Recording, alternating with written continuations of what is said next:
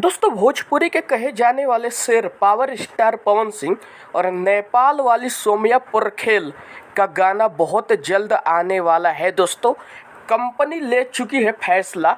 अब आप लोग वीडियो में बने रहो, मैं आप लोगों को बताऊंगा कि गाना कब आएगा, कैसे आएगा। दोस्तों, पहले तो मैं बता दूं आप लोगों को कि जो सौम्या पोरखेल है वो खेसारी लाल यादव का टैटू बनवा के अपने हाथों पे फेमस हुई थी। जब नहीं वो फेमस हो पाई तो फिर बोलती है कि पावर स्टार पवन सिंह कौन है, पवन सिंह कौन है, हम नहीं जानते हैं। लेकिन अभी हाल फिलहाल में पावर स्टार पवन सिंह से वो मिलती है, माफ़ी मांगती है और पावर स्टार पवन सिंह जो है वादा कर देते हैं कि मैं तुम्हें एक गाना में लूँगा।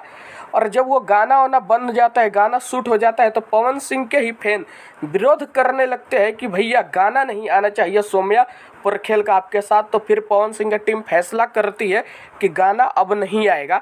लेकिन दोस्तों, अब गाना आने का चांस इसलिए है क्योंकि प्रियांशु सिंह ने एक इंटरव्यू में बोला है कि जिस कंपनी का गाना है उससे वोटिंग करवाया जाएगा कि गाना आए या ना आए। अगर पब्लिक ज़्यादा हाँ बोलेगी कि आना चाहिए तो गाना आ सकता है। दोस्तों, यही बात हुआ है।